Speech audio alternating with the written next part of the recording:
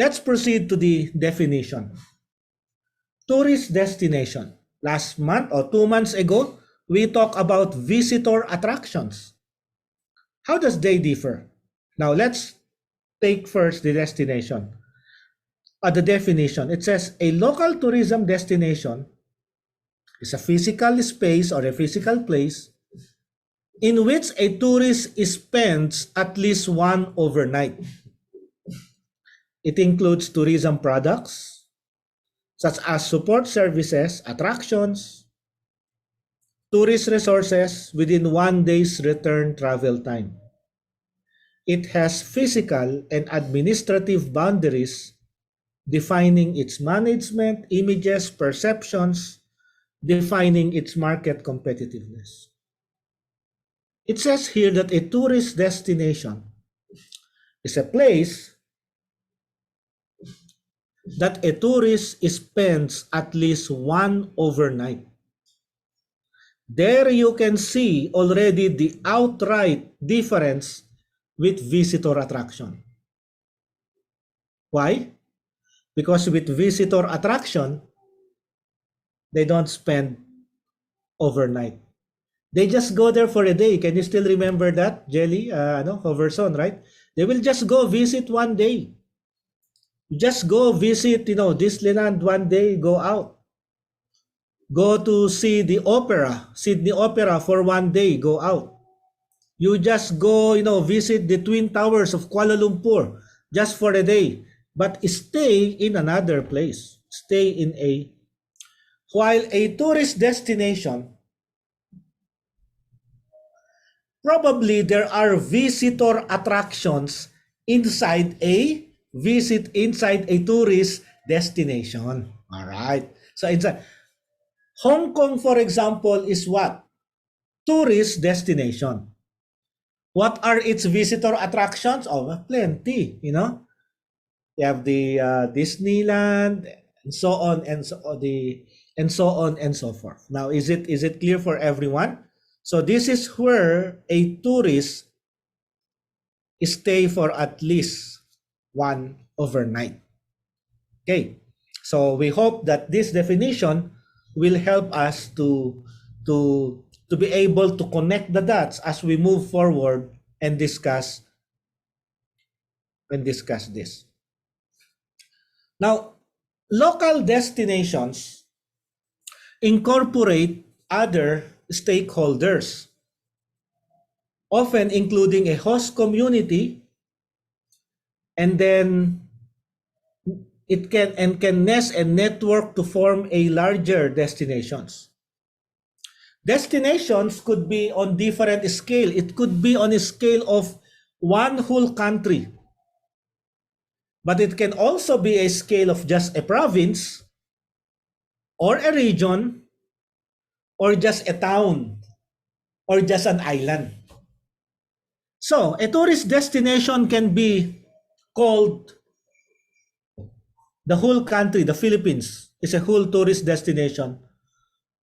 Because normally, some travelers, they come here for 2 days and at least they stay one overnight and they move to another country. But it can also be just Cebu. It can also be just Pangasinan. It can just be Bogalion. It can just be Lemery. Or it can just be like the Disneyland, which is supposed to be a visitor attraction, but because they have hotel inside, and they can stay there for a minimum of overnight, it can also be called what? A tourist destination. So, is it clear for everyone now? Is it clear? Okay, so at least we need to, there's always a composition of staying overnight or more. There's always accommodation. Visitor attraction, they may not have a accommodation option. Let's talk about the basic elements of a tourist destination. Now, destinations may contain a number of basic elements, and you can see here. Destination appeal and experiences offered are shaped by what there are 6 items here. First, attractions. If there's no attraction, will you visit that destination? See, if there's no diving in Mabini, Batangas, will you visit Mabini? Are there other reasons why they should visit? If there's no this Sydney opera in Sydney, are there other reasons that you should go there? If there is no Eiffel Tower in Paris, are there any other attractions that gives you the reason to go to Paris, France? See, attractions are very important. Next, public and private amenities. They're very important as well because, especially with those who are with limited facilities and amenities inside an attraction, then public facilities has to be used. Have you been to Burnham Park in Baguio? Are there any comfort rooms? There are, but there are publicly owned. Imagine if the government did not put comfort rooms in that area. Will the restaurants allow you to just go inside simply because of using their comfort room? Not all will allow you to go inside. So there's always the component of public owned by the government and private amenities. Accessibility. How will you go? Will you go there by plane? Will you go there by car? Will you go there by train? And so on and so forth. Human resources. Again, are there enough trained people to handle you when you arrive in that destination? By the way, what's the image or character of that destination? Does the image projects some sort of a nightlife destination? Party destination? Does it that it shows an image of a family destination where it's safe to bring your children with you? Is it a destination for only males or adults and so on and so forth? And of course, the price. What's the price range of going to Africa? What's the price range of visiting Cambodia, Australia, Malaysia, and so on and so forth? So, these 6 items here, what we call elements or basic elements of a tourist destination, contributes to the appeal and experience offered by the destination. By the way, we're going to discuss them one by one. Let's start with attractions. Now, attractions are often focused to visitor attention and may provide the initial motivation for the tourist to visit a destination. Gerald, I think you can still remember when we were talking about visitor attraction. If one considers to visit London in England, what are the visitor attractions that one can consider? Can you still remember those?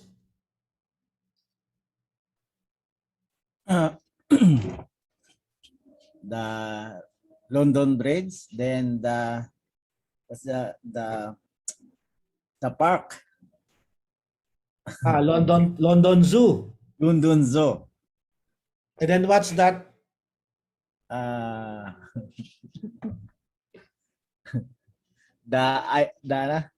London Eye, London Eye. The London Eye. Now, these attractions are the ones that motivates a person to visit London, right? How about in Sydney, Australia? Jelly, what attractions do you think will help a person to decide if they'll go to Australia or not? Can you still remember your activity? Yes, sir. The Sydney Opera, first of all, and then the bridge, and then the shopping, the street which is you can go shop. Okay. Can you still remember, Hoverson, the attractions in Malaysia, Kuala Lumpur? Yes, sir. The Petronas Twin Tower and the Sunway Lagoon theme park. Ayun. To name a few, right? Because there are still others there. So, those are attractions. What will motivate you, Sir Leo, to go to Ifugao in the Philippines? What attraction would you like to see? The rice terraces and also Manawi, right? Manawi rice terraces. What motivates you, Rika, to go to Alaminos, Pangasinan? View the 100 Island. There. Those are the attractions. And the attractions will influence the reason why the tourist will visit that particular tourist destination. But they are also subdivided into others. For example, natural attractions, beaches, mountains, parks, and so on and so forth. How about the man-made attractions? There, the Eiffel Tower, right? The Eiffel Tower. Heritage monuments, Rizal Park, for example. See? Religious buildings in Europe. You will see so many religious buildings. And by the way, these are man-made that are not originally purposed for tourism. But later on, because of its history, they became tourist or visitor attraction. And then conferences and all. We also have what we call the cultural attractions. We have the museums. We have theaters, art galleries, and cultural events. Now, attractions sometimes are in public areas, but sometimes attractions can also be privately owned. So for example, they could be in nature park. Can you still remember that park in the United States, Jelly? When we considered that park, can you still remember the name? Hoverson, what's the name of that park? I think the Yosemite National Park. Yosemite, yeah, you see? That when you go, wow, and it's publicly owned, right? It's publicly owned, you see? Some are also located in historical sites, or it could just be in a community. So, have you been to any of these pictures here? Say in China, Great Wall of China. Or have you been to this one? In this historical theater? Before the Great Wall of China, have you been there? I've been there. In Banban Tarlac, the Goshen Resort in Tarlac, right? That as if you are in Europe, it has its many historical sites. So attractions could be, some will really attracts tourists because of its history, because of the culture, because of the view, and other reasons. So that's the attraction. Now, going back, attractions is considered to be one of the most important component or element of a tourist destination. Why? Again, this is the main reason why the tourist is going to a tourist destination, because of the attractions there. You go to Bohol because of Tarsier, because of Chocolate Hills. You go to Bangkok, probably many things, culture, shopping, and so many other reasons. You go outside of the city of Bangkok for elephant ride, for the rivers, and so on and so forth. So visitor attractions are the most important.